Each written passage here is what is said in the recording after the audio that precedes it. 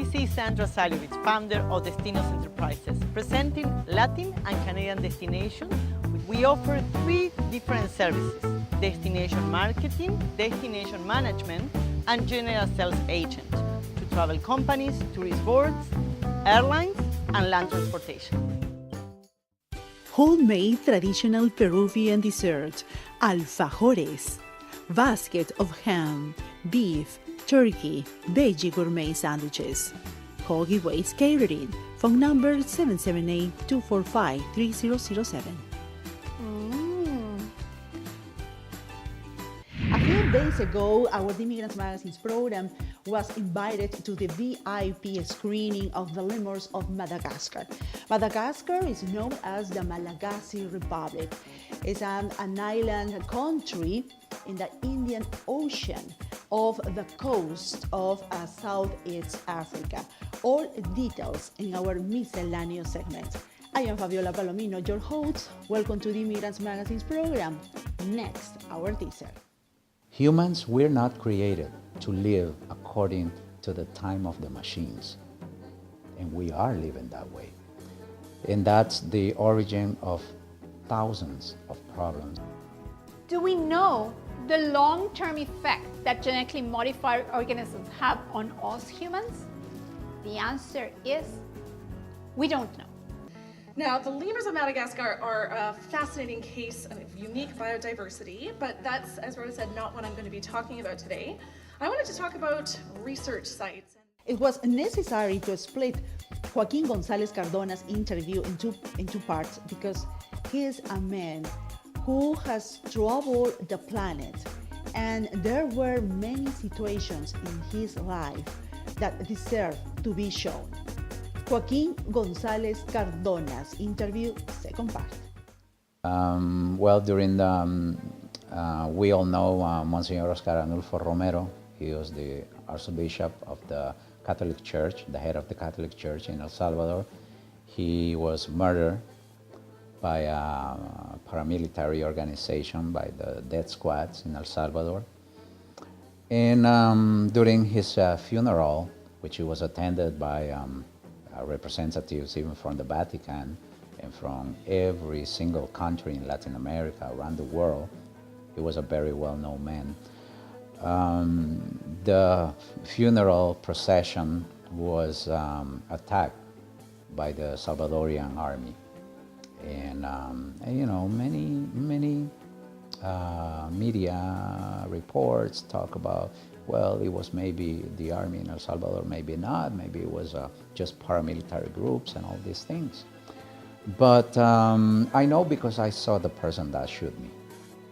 And he was a military person with all his uniform and everything. He looked at me, he pointed down his assault rifle, and he shot me.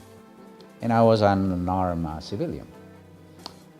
And I was a young guy, you know, coming out of my teen years. So yeah, I got shot. I had to spend about almost 5 hours on the street without medical attention. And I was just one of them, because that day it was a lot of people got injured, even killed. And I'm talking about women with children. They were just attending a funeral. And there was a lot of women with their kids, fathers, you know, carrying their children, their babies. And he was, Monsignor Romero was a beloved man by his people. He was like a prophet. He still is. Actually, the Vatican is moving very quickly now to canonize him. I do radio. I've been for the last 11 years that I've been here in Vancouver, producing a couple of radio shows on 100.5 FM. Every Thursday at 9 o'clock, we are there. It's and this is radio produced all in Spanish.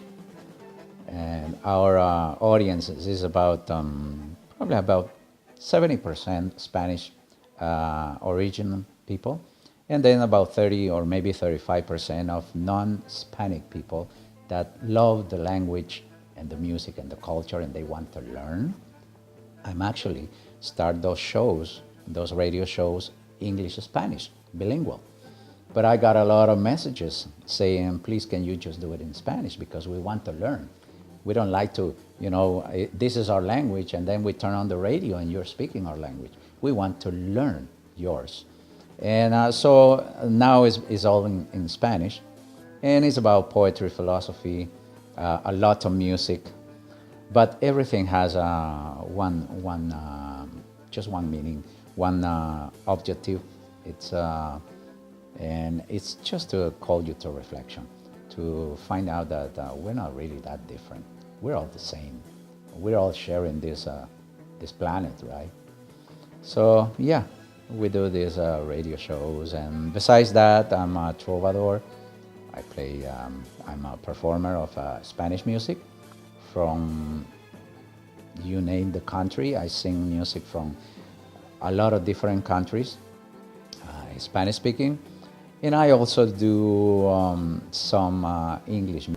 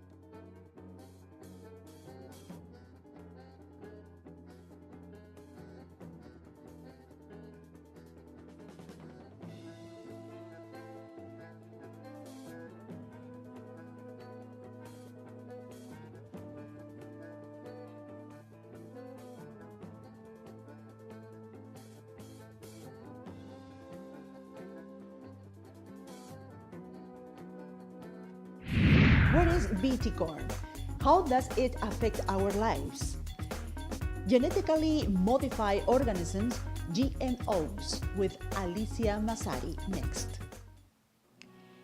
In other words, genetically modified organisms out there are created, yes, to have a higher yield, yes, to use less pesticides, yes, to have things that are more nutritious, yes, probably to avoid a little borer to eat the cotton. However, when you actually think about it, this is the real thing that we don't understand. Do we know the long-term effect that genetically modified organisms have on us humans? The answer is we don't know. We don't know. We are just seeing problems with allergies. We're just seeing people, going with things that they didn't have before. But we don't have an answer for that. We don't know the long-term effect. But I can tell you something. BT corn, for example, is affecting already all the organisms that live in the soil because of the toxin present there. And of course, when it rains, what happens with the toxin? The toxin goes into the water. So what are we looking at? We're looking at problems in the water. Wow. And then where is that water going to? It's affecting organisms in the water. It's affecting food webs and food chains. But it also leaches into the water. And by the end, we're not really cleaning that water when we drink it. And remember from our last episode, when I talked about drinking clean water. Clean water is essential. Sometimes we don't know what that water contains. Let me just put you another example. I have 2 apples here, all right? You definitely can see a difference in size. Most likely, there are plants, for example, this one, that are grown with a huge amount of fertilizers and a huge amount of pesticides so that we can get to an apple this size. Usually, food that is organic looks smaller. Why? We're not putting as much nutrients in the soil as we do with food that is not organic. One important thing about organic food, and I get this question all the time, is organic food more nutritious? When you think about this apple, okay, of course this one will have more fiber because it's larger, but in terms of nutrition, they're probably the same. However, this apple contains pesticides, herbicides. It also contains other things like other chemicals that they're putting to get to that size. And it might be genetically modified, but you don't know. Why? Because food is not labeled as genetically modified. This food, which is organic, this apple on this side that is organic, at least you know that doesn't have any pesticides. It doesn't have any chemicals added to it, and you know that it is not genetically modified. How would you be able to know if it's organic? In Canada, we put a number 9 in front of all the produce that is organic. Now, let me just ask you something else. What about if we take this apple that is non-organic, probably genetically modified to be this size, and we basically use it to produce a product? And if you remember from our first episode about products, product is something we put inside a package that has a label. The label will say apple in it. This one might say organic apple. But when it says apple, you don't really know if that product contains a genetically modified organism or an organism that has been treated with huge amounts of chemicals. Because we don't know. It doesn't need to be labeled. And when you think about it, most of the things that we buy that come in a package, the day they decide to label them, they're going to disappear from the market. In other words, yes, we're consuming a huge amount of genetically modified organisms. So, in conclusion, you can ask yourself, what is the long-term effect from consuming genetically modified organisms? I can just tell you something. We don't know. We don't know because genetically modified organisms have not been part of our diet for a long period of time. The next one is, and a lot of companies that produce all these seeds always say, we are fighting world hunger. My question is, are we really? We are producing more, but at what price? And not only that, things that are banned here, they're probably sent to third world countries where you can see people, like the people that I was telling you in India harvesting cotton, reacting to that. Are we really fighting world hunger with this or getting rid of world hunger? My question here is, I don't know, and I don't think so. Now, what I do know is that companies that produce these types of seeds that are genetically modified, when growers start growing them, the only place where they will get them is from that person that produces that seed. That makes it's the monopoly of food source. There are only a bunch of companies that produce these seeds. And if you want to grow them, you cannot get the ones from last year. You need to buy them from them. So they are very rich. They're making a lot of money. And in other words, you can only get food from them. So what is my best advice for you regarding genetically modified organisms is the following. Number one, remember, eat real food.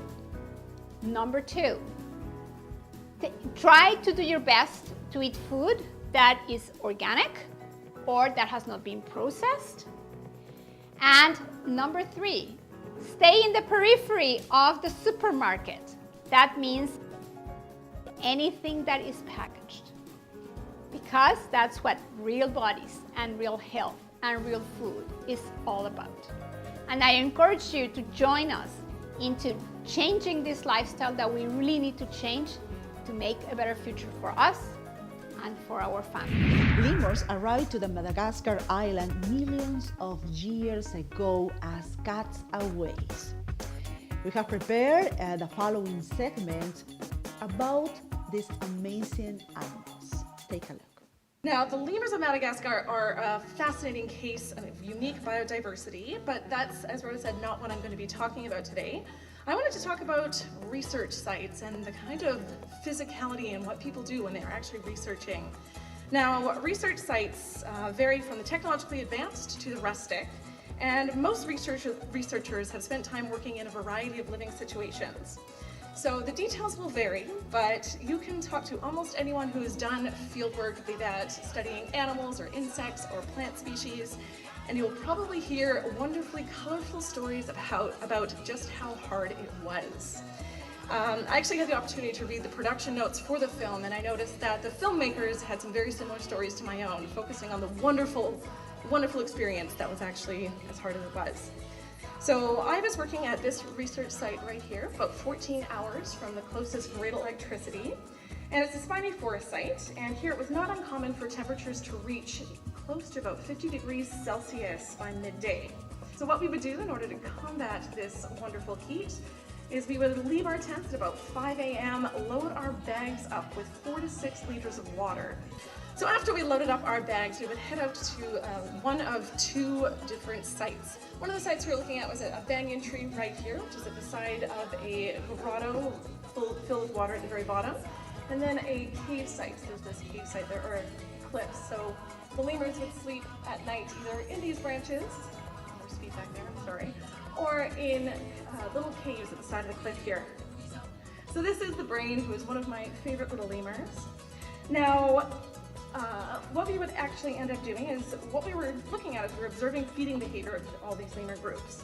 So what we would do is, once they had woken up, very soon after they had woken up as a group, they would start on their hike. So what we would do is every 5 minutes, we would record what these lemurs were doing. Were they walking? Were they sleeping? Were they calling? So luckily, we learned how to speak lemur. And true to Science World style, I'm going to give you a very introductory course to a beginner lemur. So imagine you are a juvenile lemur, you're sitting on a tamarind tree, you're eating little tiny fruits, and suddenly you look around and the rest of your family has disappeared. Now, this is a little difficult because you are the exact same color as the landscape that you are walking through. So there are two calls that I'm going to get you to learn, and you are going to see some ring-tailed lemurs in the film tonight, so listen up, see if you can understand what they're saying to each other. So, if I can get this half of the audience to practice the call that I have dubbed the "Where are you" call. And that goes like this. I'll stand back. Ooh. Actually, let's all do it, everyone. Wonderful, so that is the "Where are you" call, and the "We're over here" call. So I want you to imagine an adult lemur lying on a rock, it's 50 degrees out, and they do not want to move to come find them. And it goes, "Aww." Ooh, that's lovely. So if I can get this half of the audience to say, "Where are you?" And this half of the audience to say, "We're over here." Oh, beautiful. Can you give yourselves a round of applause? That was wonderful. Talk about parasites. I'm talking about limited food and limited water. We have all kinds of day-to-day difficulties. Now, it's not complaining. I absolutely loved it. It was probably the best adventure of my entire life. But this is not unique. The site that I worked at is not unique for research in any kind of animal or plant or insect species. So you might be wondering, why? Why do people do this? And researchers, they spend a large portion of their lives, months, a year, working in situations that can be considered very, very far from glamorous, far from the luxurious. And this is all because of the love they have for the plants and the animals that they study. In the age of the dinosaurs, a family of tiny castaways was swept out to sea.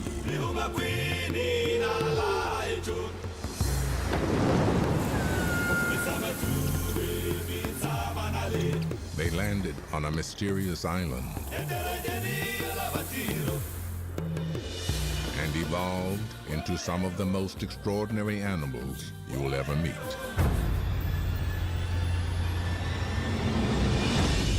The lemurs of Madagascar.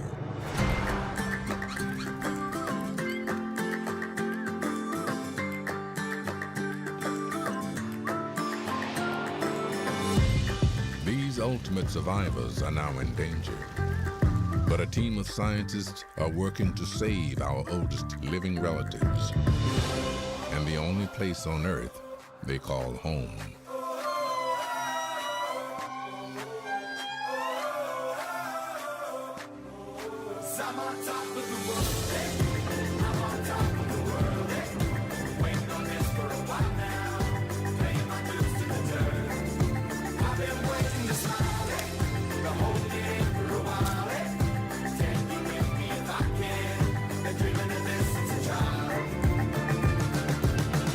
Warner Brothers Pictures and IMAX invite you and your family on an amazing adventure to discover a real place you could never imagine and strange creatures you will never forget as they leap, sing, and dance their way into your heart.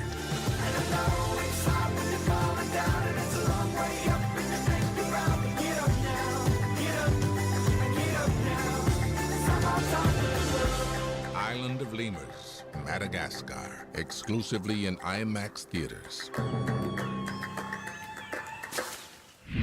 Before closing this episode, the question that I do to myself is, where do I belong to? I think we, all immigrants, we are citizens of the planet, as Joaquin Gonzales Cardona is. What do you think? Send us your stories at stories@theimmigrantmagazine.net. We're on Facebook, I'm on Twitter.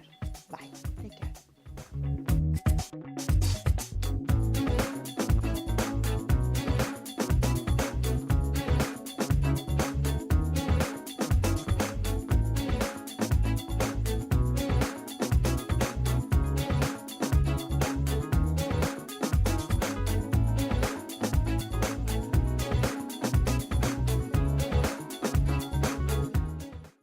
Problemas de relaciones interpersonales, separación, divorcio, problemas con niños, adolescentes y adultos.